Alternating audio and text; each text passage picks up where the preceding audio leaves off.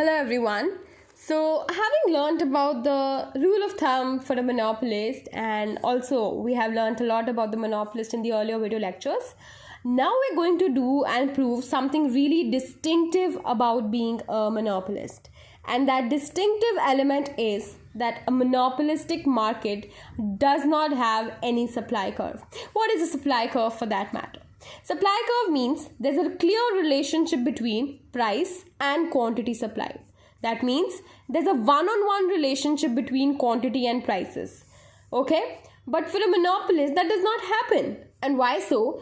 Because a monopolistic market has no supply curve. In other words, there is no one-to-one relationship between price and the quantity produced. The reason is that the monopolist's output decision depends not only on marginal cost, but also on the shape of the demand curve. As a result, shifts in demand do not trace out the series of prices and quantities that correspond to a competitive supply curve. If you remember that in a competitive market, we did several cases with respect to cost, and we saw that how the demand the supply curve is going to look like for a competitive firm. In the short run, it was just equal to the marginal cost. In the long run, it had three cases: increasing cost industry, decreasing cost industry, and constant cost industry. But now in the case of monopolists, the things are a little more peculiar. How come? Because a monopolist does not make his output decision entirely on the basis of his cost. He needs to understand the elasticity of demand in the market, as we also saw and looked through the rule of the thumb.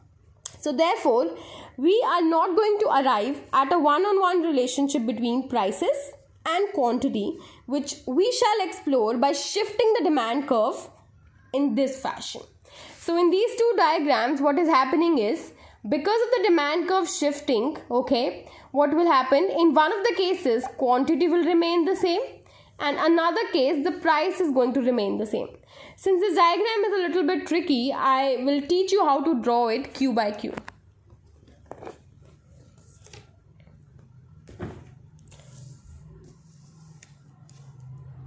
So I have it for you here. So I've drawn the original states. This is your D1, this is MR1, that is original scenario. This is marginal cost, and at the point of intersection of MR and MC, that is this point, the monopolist shall think of producing, because this is the profit maximizing situation. And mapping this point on the demand curve will give me P1, that is the price the monopolist is going to charge, and quantity, that the quantity which the monopolist will be supplying to the market. Likewise in this diagram as well. So now I'll be shifting the demand curves in a fashion that in first case my quantity will be the same as second quantity, and in the second case my price is going to be the same, because I need to prove that irrespective of demand shifting, you are not obtaining a different price quantity relationship, or a different point of both prices and quantity. Fine. Now the drawing is quite peculiar, so I'll give you some cues around it. Map this point. The point where Q1 is equal to Q2 is going to come from the intersection of MR is equal to MC. So if I pass my new marginal revenue curve from this point, my quantity will remain the same, because price is anyway mapped through the demand curve. Price I don't care. In this case, I need to prove that quantity remains the same. So my catch is to catch this particular point of the intersection of MR1 and MC and pass your new marginal revenue curve from this point, like this. So this could be my MR2, and then D2 could be anything like this, doesn't matter. Fine. So if this is my MR2, this is my D2, price is this one, so that becomes your price P2. I'll repeat. What I have done over here is, I wanted to prove that despite demand curve changing from D1 to D2, my quantity shall remain the same. So I know that price comes from the demand curve. I don't want to touch it because I want this can take any value. But I do want to touch my quantity. I want my quantity to remain the same. And I know that this quantity decision is coming from the maximizing point of MR equals to MC.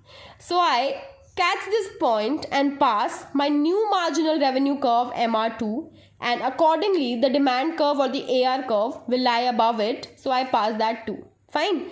And this is how I am obtaining a price of P2 and a quantity of Q2 where Q1 is equal to Q2. Okay. Now the next case. What I want here is price should remain the same, but quantity can take any value. So do one thing, stretch the dotted line from your price up until some point which is above this V intersection. So beyond this intersection of V, take it up until somewhere here, and since I want price should be the same, I know price comes from demand curve. So draw your demand curve passing through this point.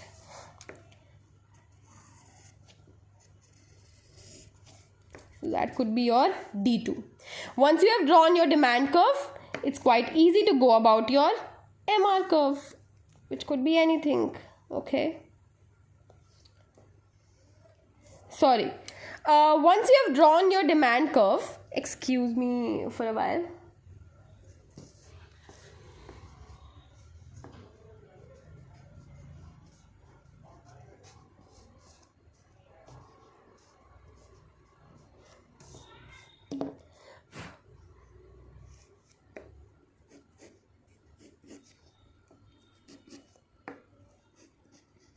Once you have drawn your demand curve and you have ensured that this price is going to stretch up until here, you also need to ensure one more thing.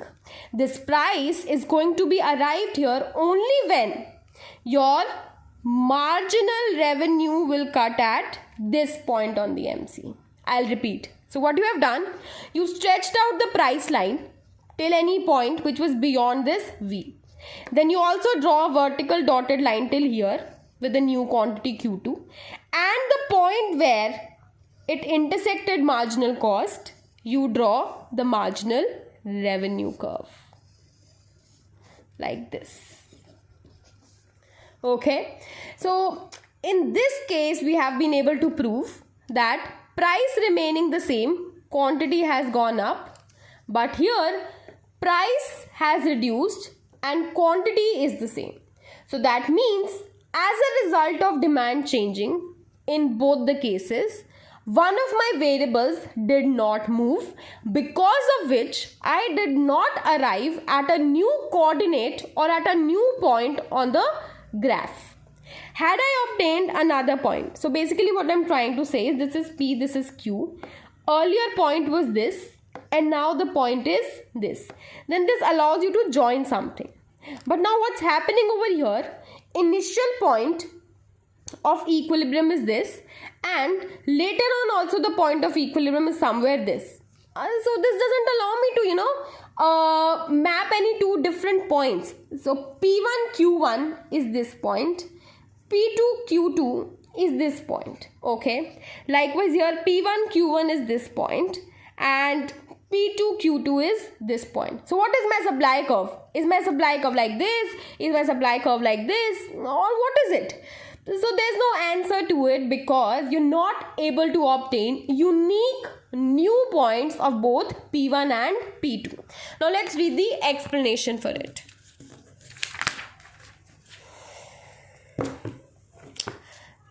Okay, shifts in the demand curve cause changes in both price and quantity, but the special cases in figure 9.4 illustrate an important distinction between monopoly and competitive supply. A competitive industry supplies a specific quantity at every price. You see, if the demand has changed, there should be a response in terms of price and quantity. But this is not happening over here. No such relationship exists for a monopolist, which, depending upon how demand shifts, might supply several quantities at the same price, which is happening here, or same quantity at different prices. So it's all very subjective with respect to the monopolist. A monopolist is quite out of the trend. So basically, he does not behave in the classic way as does the competitive firm, which is why we have both of these two cases where quantity remains the same irrespective of demand shifting, and prices can also remain the same irrespective of demand shifting. So that means there is no unique supply curve for a monopolist. Thank you for watching the video.